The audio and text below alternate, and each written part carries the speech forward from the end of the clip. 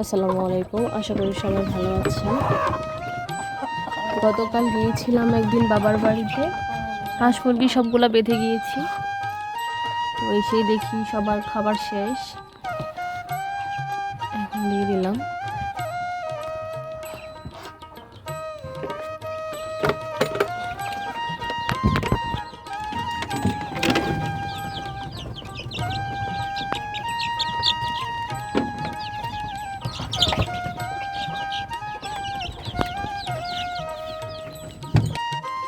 খামারে কিছু ডিম পেয়েছি, এগুলো আমি ফ্রিজে রেখে দিচ্ছি।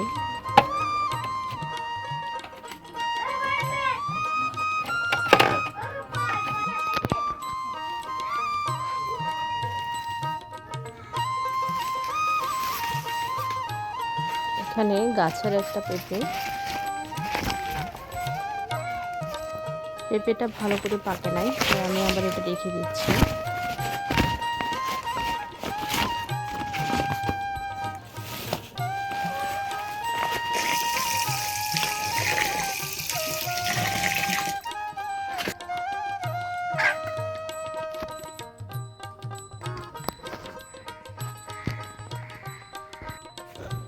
বাগানে এসে দেখি ঢেঁড়স গাছে মাত্র 2টা ঢেঁড়স, আরও অনেক গাছ আছে কিন্তু এগুলোতে এখনও ধরে নাই, ছোট ছোট।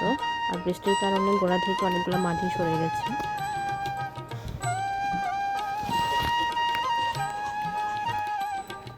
কিছু বরবটি পেলাম। সবজি গাছ আছে কিন্তু প্রপার রোদ না থাকার কারণে ভালোভাবে সবজি হয় না। ও যে কয়টা পাই আলহামদুলিল্লাহ।